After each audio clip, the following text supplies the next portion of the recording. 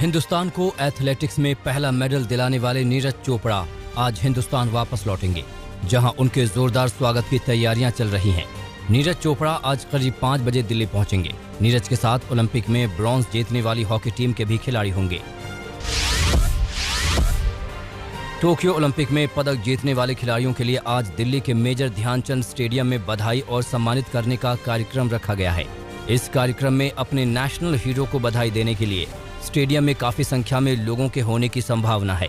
ACI ने इस बाबत दिल्ली पुलिस कमिश्नर से एक लेटर के जरिए ये गुजारिश की है कि भीड़ को देखते हुए स्टेडियम के आसपास सुरक्षा के पुख्ता इंतजाम किए जाएं। एयरपोर्ट और बाकी जगह से स्टेडियम में आने वाले खिलाड़ियों और लोगों को स्टेडियम तक पहुंचाने में कोई दिक्कत न हो, इसके भी पुख्ता इंतजाम किए गए हैं। भारत और इंग्लैंड के बीच 5 टेस्ट की सीरीज का पहला मैच ड्रॉ हो गया है।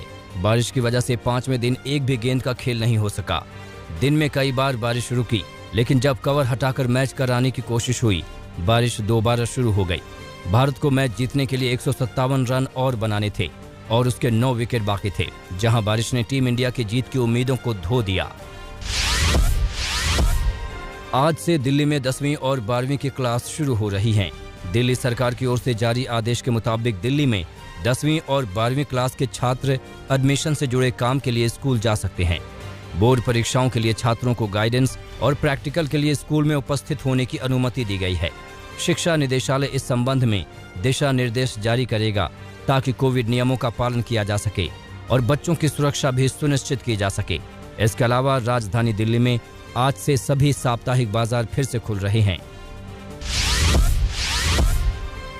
हरियाणा में कोरोना के हालातों को देखते हुए लॉकडाउन को 2 सप्ताह और बढ़ा दिया गया। महामारी अलर्ट सुरक्षित हरियाणा की अवधि 23 अगस्त 2021 की सुबह 5 बजे तक बढ़ाई गई है। नए नियमों के तहत समय संबंधित पाबंदी हटाई गई है। इसके साथ ही नाइट कर्फ्यू भी हटाया गया है। हरियाणा सरकार ने इसे लेकर आदेश जारी किया है। होटल, मॉल सहित रेस्टोरेंट और बार 50% तक बैठने की क्षमता के साथ खुलेंगे।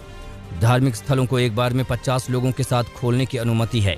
मॉल सहित सिनेमा हॉल को अधिकतम 50% बैठने की क्षमता के साथ खोलने की इजाजत दी गई है।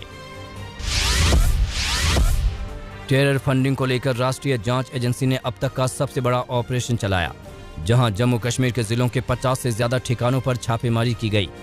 इनमें श्रीनगर, बड़गाम, गांदरबल, बारामूला, कुपवाड़ा, बांदीपोरा, अनंतनाग, शोपियां, पुलवामा, कुलगाम, रामबाण, डोडा, किश्तवाड़ और राजौरी शामिल हैं।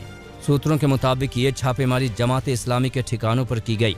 केंद्र सरकार ने 2019 में इस संगठन पर 5 साल के लिए प्रतिबंध लगा दिया था, लेकिन इसके बावजूद भी जम्मू कश्मीर में संगठन की गतिविधियां चल रही थीं।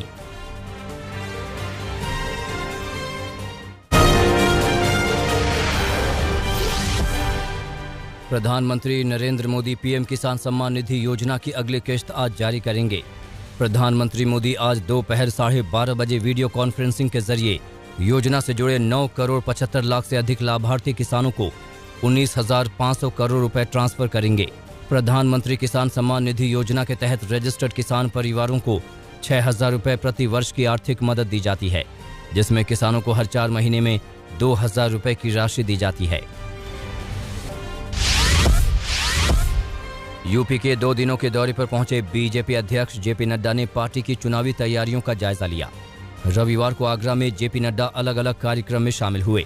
जिला अध्यक्ष और स्थानीय नेताओं के साथ चुनावी मंथन किया।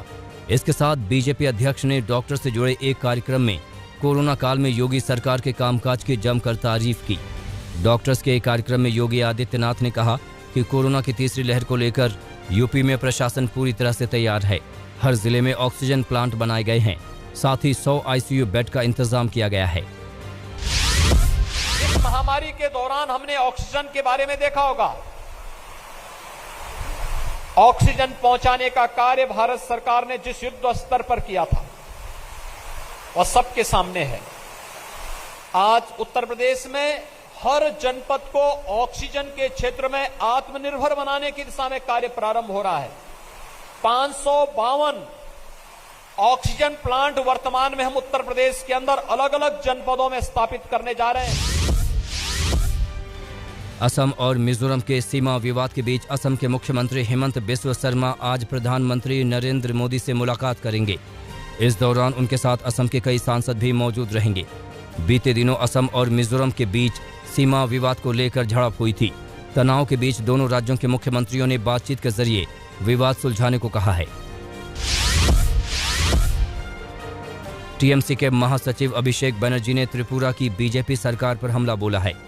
अभिषेक बनर्जी ने चुनौती भरे अंदाज में कहा कि हम 1.5 साल के भीतर त्रिपुरा से बीजेपी सरकार को उखाड़ फेंकेंगे।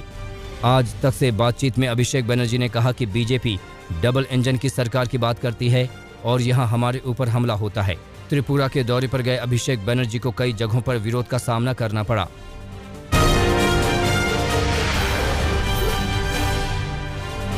संसद के मॉनसून सत्र का आखिरी दिन है। आज 14वें दिन की कार्यवाही शुरू होगी, लेकिन सरकार और विपक्ष के बीच बात बनने की संभावना कम है। जासूसी कांड से लेकर किसान कानूनों पर विवाद और टकराव कायम है। अभी तक सत्ता पक्ष और विपक्ष के बीच किसी भी मुद्दे पर चर्चा के लिए सहमति नहीं बन पा रही है। विपक्ष चर्चा की शुरुआत पेगासस जासूसी के मुद्दे पर करना चाहता है। विपक्ष के नेता जंतर मंतर जाकर किसानों को समर्थन दे चुके हैं।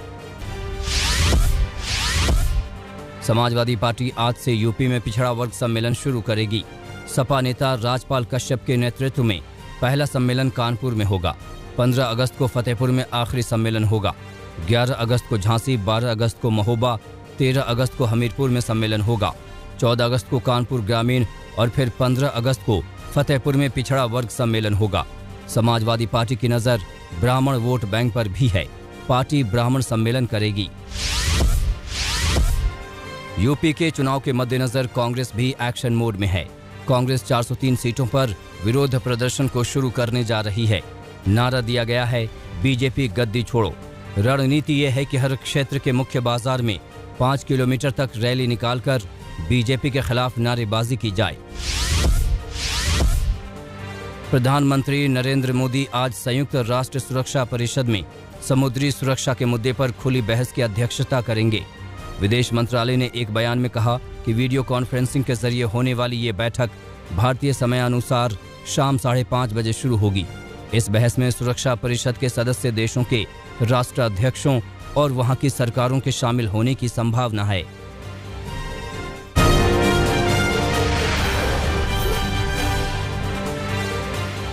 बाढ़ के चलते मध्य प्रदेश में हालात लगातार खराब होते जा रहे हैं।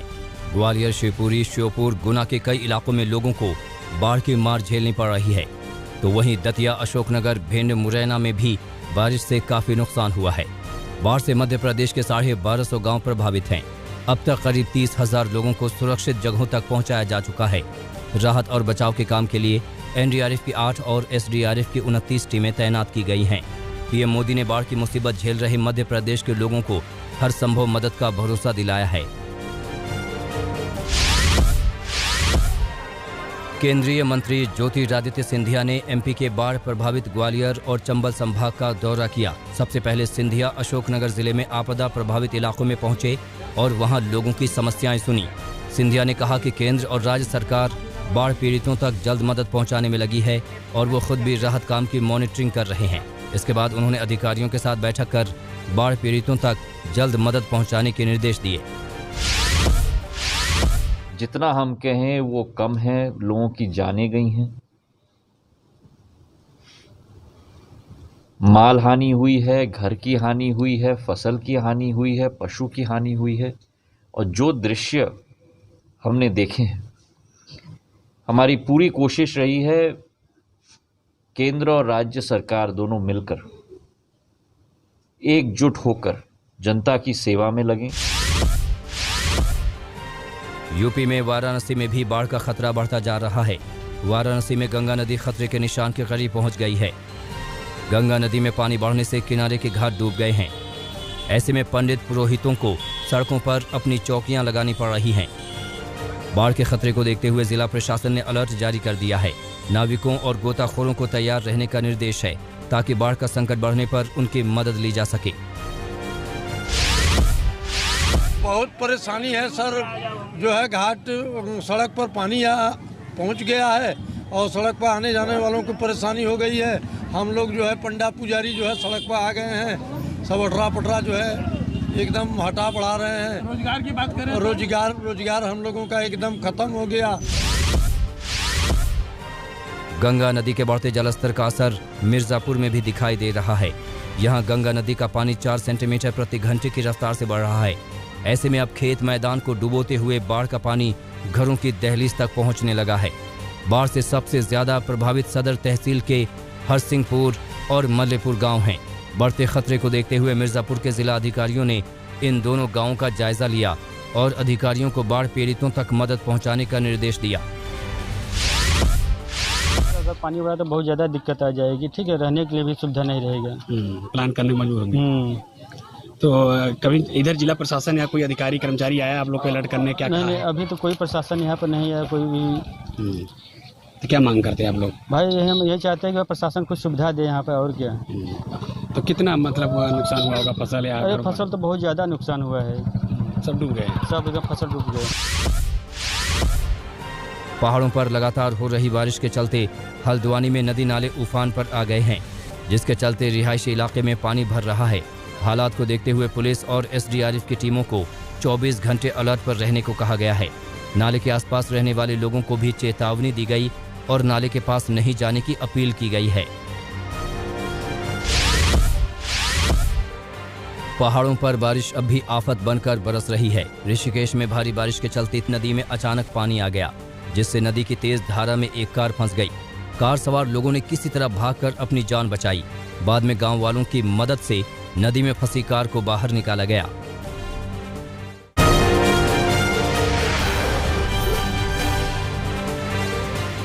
बलूचिस्तान की राजधानी क्वेटा में हुए विस्फोट में कम से कम 2 पुलिस कर्मियों की मौत हो गई। विस्फोट क्वेटा के प्रसिद्ध सेरेना होटल के पास हुआ। धमाके में 12 लोग घायल बताए जा रहे हैं। बलूचिस्तान सरकार के प्रवक्ता के मुताबिक तंजीम चौक के पास एक पुलिस मोबाइल को निशाना बनाकर किए गए विस्फोट में 4 राहगीर घायल हुए हैं। इससे पहले 22 अप्रैल को इस होटल में ठहरे चीनी राजदूत को निशाना बनाकर हमला किया गया था। क्वेटा बम विस्फोट के बाद इमरान खान पर बिलावल भुट्टो बरसे। जरदारी ने कहा कि पाकिस्तान में आतंकवादियों का तुष्टीकरण बंद होना चाहिए और राष्ट्रीय कार्य योजना को लागू करना चाहिए। बिलावल ने बम विस्फोट की घटना की निंदा भी की। बिलावल भुट्टो जरदारी अभी क्वेटा के दौरे पर हैं।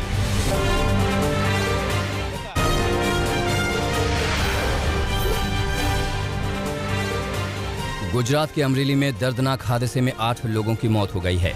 वहां एक बेकाबू ट्रक सड़क किनारे बनी झुग्गियों में घुस गया। झुग्गियों में सो रहे 8 लोगों की मौके पर ही मौत हो गई। ड्राइवर के कंट्रोल खोने की वजह से यह हादसा हुआ। इस हादसे में 4 लोग जख्मी बताए जा रहे हैं, जिन्हें अस्पताल में भर्ती कराया गया है। अयोध्या में भी हादसे में 2 लोगों की मौत हो गई। एक बस ट्रैक्टर की ट्रॉली से जा टकराई। हादसे में 11 लोग घायल हो गए। घायलों को अयोध्या के जिला अस्पताल में भर्ती कराया गया है। मेरठ में एक सिपाही को पैर में गोली मार दी गई। पुलिस गोली मारने वाले को गिरफ्तार करने की कोशिश कर रही है। पुलिस का कहना है कि गोली आपसी विवाद में किसी करीबी ने मारी है। पुलिस के आला अधिकारी मौके पर पहुंचे और वारदात के बारे में जानकारी ली। नोएडा में एक कंपनी में भीषण आग लग गई। कंपनी का लाखों का सामान जलकर खाक हो गया। सेक्टर 63 में धागा बनाने वाली कंपनी में कुछ ही मिनटों के भीतर पूरी कंपनी में आग फैल गई। फैक्ट्री के आसपास की कंपनियों को भी एहतियात के तौर पर खाली कराया गया। आग में 2 लोग फंसे थे, जिन्हें सही सलामत बाहर निकाल लिया गया है।